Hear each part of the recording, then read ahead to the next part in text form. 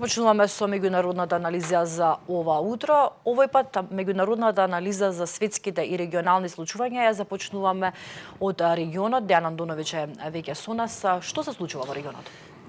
Практично регионот, како резултат на овие геостратешки движења во светот, на релација Русија, Америка, Кина, САД, Трамп, недоразбирање со европските држави, и сето тоа има импликации, нели, врз регионот, што е нормално и врз целиот свет, но што се однесува до регионот, изминативе денови некако малку забележително помина низ нашите медиуми, освен како вест, најавениот, да кажеме, воена соработка или воен сојуз помеѓу Албанија, Косово, иницирана од Хрватска, кој се толкува како еден вид на воена соработка, но во Белград кој е пречувствителен и тамошната власт која се судира со овие студентски протести и обиди за некаква дестабилизација, сведоци сме, нели, секојдневно, како и ово што се случува во Република Српска околу новите политики на раководството на Република Српска која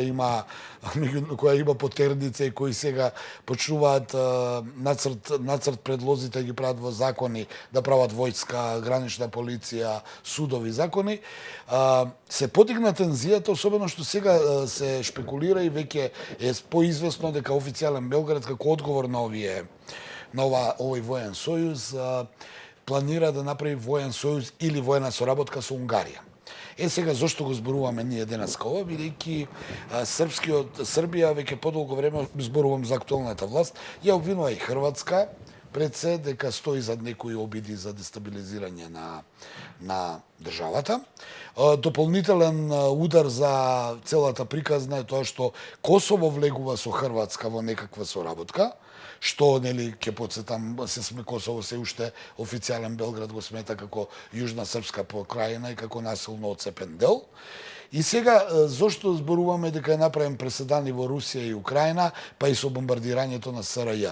Некако, како историјата да се повторува, и ако земеме од аспект на Втора светска војна, ова е било 1936 кога беше Шпанската граѓанска војна, сега правиме споредба според некои размислувања на ова што се случува во Украина, за тоа ќе зборуваме подоцна.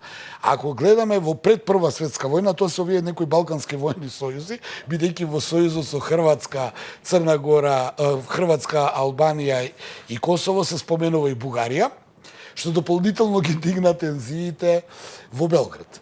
Сега Белград како да сака да возврати на тој, да одговори, а тоа е со Унгарија, да направи една воена соработка или воен сојуз, кој како сака да го зборува, но според мене ова сето тоа што се случува е резултат на овој судир помеѓу Вашингтон и европските држави, зашто ние вчера видовме една невообичаена работа, барем според мене, француската влада планира да им допреми на сите граѓани на Франција приручник за преживување во случај на војна. Нешто што дали е пиар, дали е политика, дали е вистина, не знам. Дали треба да се плашиме со сите овие случувања? Ако земеме во предвид дека војната во Украина не завршува, и ако земеме во предвид дека САД под раководство на новата администрација се трга полека со безбедноста во Европа преку НАТО, а европјаните почнуваат сами да се организираат, во изминативе денови гледаме дека се зголемуваат војните буџети, војното производство. Знаеш како, кога ќе видиш дека војната индустрија работи, прави оружје и воена опрема, таа не се прави за џабе. Сега, ја не би сакал да шпекулирам и да преюдицирам што може да биде, но оно што го гледаме дека полека сите се наоружуваат. Европа под објаснување дека веќе нема таква соработка со САД, тие да им гарантираат безбедност, па тие ќе си ја преземат својата безбедност во своји раце. Овие воени соработки се нарекуваат, но тоа е сепак некакво сојузништво. Од друга страна Србија, која ја почнавме неа, која се смета за неутрална држава, бидејќи не е во НАТО, не е во некој воен сојуз, таа исто така се наоружува и сега некако добиваме лош впечаток дека сите се вооружуваат. Се враќа некако воениот рок, ако забележуваш, ти си малку помлада генерација, но ние што сме од мојата генерација околу мене, тоа беше беше до 91 најнормална работа, од едношка беше инкриминирано што ќе ни е воен рок, ќе има професионална војска и така тоа. Сега од едношка се враќа рекрутниот систем во оние држави кои најмногу заговараат да нема редовен воен, да нема рекрутен воен систем. Да, тој ќе биде 2 или 3 месеци, не е како порано кога беше мојата генерација 12 или 15 месеци, но се враќа рекрутниот систем. Зошто е рекрутниот систем? Тој е скапа работа, значи не е без некаква пресметка. Сега, дали се случува нешто што ние не гледаме? Или сето ова е превентива и малку светски пиар, останува да видиме. Европа тврди дека Русија нема да запре со Украина, туку планира да оди понатаму, што Москва го демантира. Од друга страна, Трамп го гледаме, за тоа ќе зборуваме сега, го гледаме дека е ангажиран да се ги среди работите и финансиите во својата држава и оди со бизнис план, а не со мировен.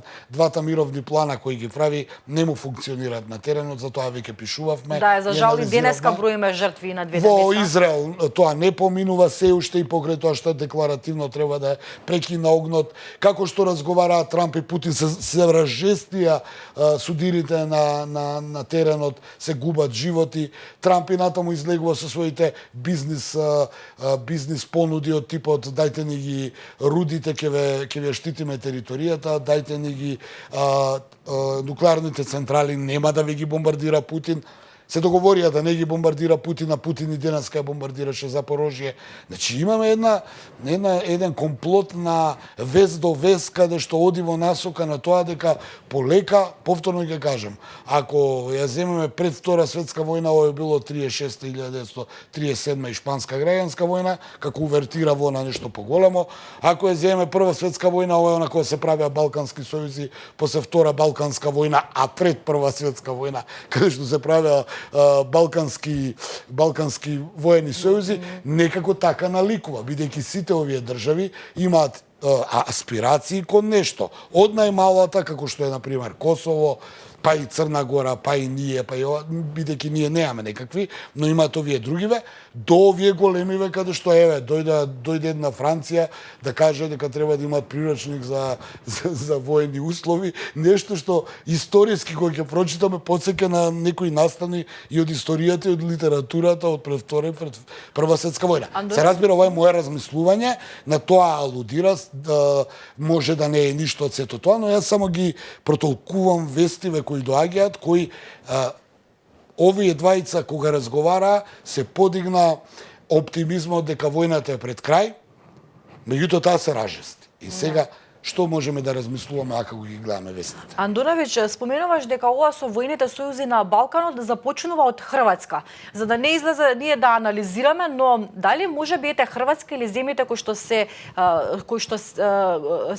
прават на такви војни сојузи излегува и образложија зошто се случува не, ова? види, образложението или само кажуваат да ние правиме воен сојуз? Види, образложението е воена соработка. Воен сојуз звучи малце поинаку, воена соработка. Сега, никој не може да ти забрани да направиш ти своја соработка. Меѓутоа, тоа се чита меѓу редови, бидејќи повторно ќе кажам, Белград подолго време ја обвинува Хрватска дека стои зад, не директно, но индиректно, дека има вмешано прсти во уривањето на Александар Вучич. Се разбира, и таму работи пропагандата, па вели нив им е криво што ние сме подобри од нив, па затоа не рушат. Тоа е нивното образложение. Но, факт е дека тој анимозитет меѓу Хрватска и Србија постои уште од поранешна Југославија, особено при распадот. Ке потсетам, Загреб и Белград беа во војна. Сега, како кои елити доаѓаат во двата, и во Загреб и во Белград, така односите беа малку подобри или малку полоши. Во моментов се малку полоши, бидејќи ХДЗ и Пленковиќ во Загреб и Српската напредна странка и Александар Вучич во Белград се диаметрално спротивни политички опции. Веројатно тоа игра улога за разжестување на нивните односи. Тие константно немаат добри односи. Особено што, можеби, ова, сега јас се оградувам тука, можеби и ова за внатрешна политичка употреба, не знам, но тој воен сојуз излезе од нигде никаде во време кога ние стравуваме од ова што се случува со Украина и Русија, кое трае 3 години, кое не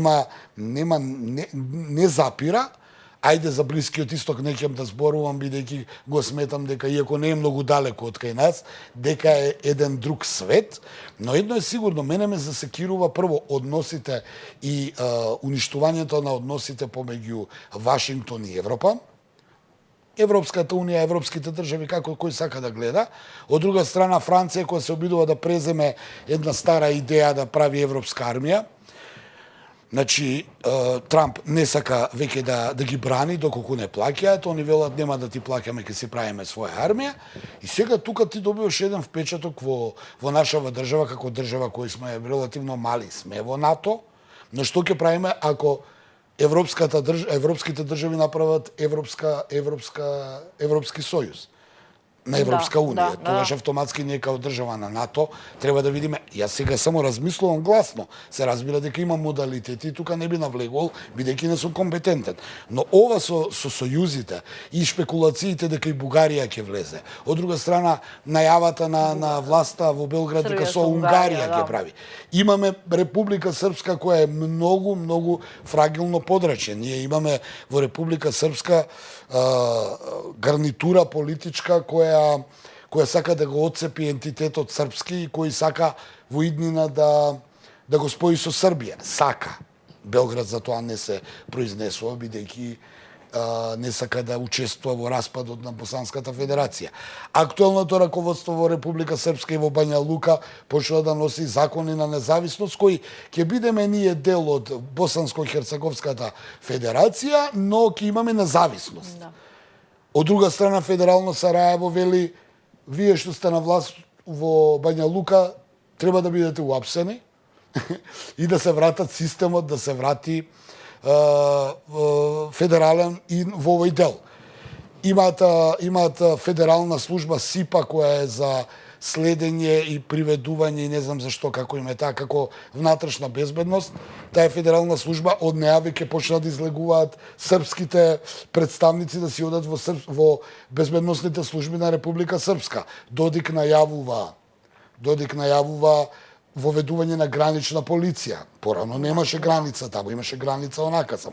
Сето тоа ти укажува дека нешто се случува. Особено што за Додик ќе кажам уште еден податок дека е прв политичар во светот што за овие 3 години најмногу има средби со Владимир Путин. Значи, овие 3 години од кога трае војната, Додик е рекордер во бројот на средби со Владимир Путин. Тоа све укажува дека нешто се случува, или можеби некој сака да го прикаже дека се случува, па се прават тензиите.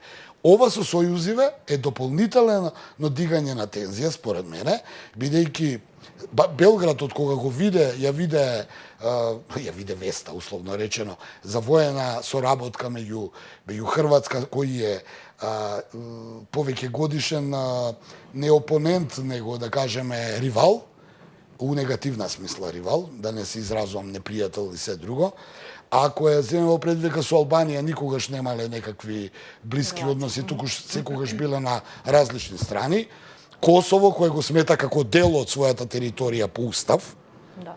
И најавата дека можеби Бугарија би влегла во целата таа приказна, што е исто така историски непријател на Русија, толку многу им ги подигна тензиите, што тие најавуваат сега дека со Унгарија на Виктор Орбан планира да прават воен сојуз. Сега, ако имате воени сојузи на оволку малце парче на територија, не можете да бидете спокојни, особено што и оваа вест од Франција дополнително може да ја подигне тензијата, а кој знае уште колку вести има што денеска ќе дојдат, па ќе ги зголемат тензиите, се надевам дека нема. Но сето ова е резултат на овие геостратешки померувања и на овие односи помеѓу големите, кои си ги прекројуваат некако границите, а ние читаме вести што ќе не бидат пласирани. Морам да кажам дека Трамп продолжува со тој бизнес, повторно ги кажам, со тој бизнес дел од политиката, дајте ни го ова ќе ве чуваме, дајте ни го ова ќе ве чуваме. Од друга страна, откако разговараат Трамп и Путин, се разжестија конфликтите. Она што ќе очекуваме во понеделник е двете делегации, руската и американска, повторно се сретнат во Ријад, да ги утаначат деталите од разговорот кој беше пред 2 дена меѓу Путин и Трамп и можеби да има увертира за некаква средба помеѓу Трамп и Путин тет-а-тет, понеделникот можеби ќе ни биде клучен како лакмус да видиме ако договорат средба Трамп и Путин, тогаш нешто е договорено меѓу овие двајца. Ако се пролонгира средбата, тоа значи дека тие исто така застанале на различни места, на различни страни, а ако станале на различни страни, тоа ќе има големи импликации врз целиот свет, особено врз Балканот, бидејќи претходно ја објаснив како отприлика стојат работите. Имам уште едно прашање на кратко за самиот крај. Кога веќе зборуваме за Балканот, не смееме да изоставиме нашата Македонија. Дали таа е некако вклучена во овие сојузи, се споменува ли нешто, се дискутира ли? Вака, јас за Македонија не ќе да зборувам многу, бидејќи тоа е дел од домашна политика. Македонија е дел на постојана земја членка на НАТО и ние ги имаме тие безбедносни гаранции на НАТО сојузот. Додека постои НАТО алијанса, ние како дел од НАТО ќе ги имаме тие сите привилегии, но и обврски. Толку имам да кажам за околу овие сојузи, сето тоа ќе требаат надлежните да кажат евентуално ако има нешто, ако нема ќе остане ова што го велам. Ние сме земја членка на НАТО. Не знам како би се позиционирале доколку дојде ова сценарио што го зборувам, но како земја членка на НАТО, види, војниот сојуз е помеѓу две земји членки на НАТО, зборуваме Хрватска и Албанија, но Косово не е. И тоа го прави проблемот у цела приказна што е зборувам анализата. Две земји членки билатерално прават сојуз со трета земја која не е членка. И сега, ако тие направат, дали за нив ќе стои Брисел? Не. Официјално не, бидејќи НАТО има еден систем, една поставеност, ова е веќе билатерален однос. Сега, од каде е потребата за овој билатерален однос? Тоа ќе мора да го објаснат политичарите, доколку има што и да се објасни. Но јас како новинар сето ова што го зборувам како збир на вести кои се случуваат само споени. Значи знаеме дека има иницијатива за воена соработка, тие го представуваат како воена соработка, Белград тоа го сваќа како воен сојуз и вели ние ќе правиме воен сојуз и сето тоа е како резултат на овие двајца, повторно кажам и Путин и Трамп, кои изминативе колку веќе време од кога е Трамп на власт, разговараат декларативно се за мир, но на теренот не гледаме никаков мир, туку интензивирање на војната. Сега дали ова кулминација па после неја све ќе падне или ќе продолжи, останува да видиме. Уште една утринска анализа гледавте во живо на Слободен печат за регионалните и меѓународни случувања, а на самиот крај од денешното издание ви пуштам уште еден нисочок од еден разговор. Повторно разговарав со психолог, овој пат ја вклучивме од Виена и да Протугер, психолог и тренер за личен и организацијски развој. Таа ни дава примери од таму како државата се подготвува за одредени ситуации кога е потребна евакуација, што се прави во училиштата пред време, односно како ги подготвуваат децата за да се снајдат во непријатни, односно трагедии. Зборуваме подетално за неа како треба да се однесуваме во овие денови и ги опфаќаме сите групации на луѓе, односно сите ранливи категории кои што директно се погодени од трагедијата која што се случи во Кочани. Гледате куси сечок, само почетокот од разговорот, целиот разговор ќе го видите денеска на YouTube каналот на Слободен печат и на сајтот slobodnpečat.mk.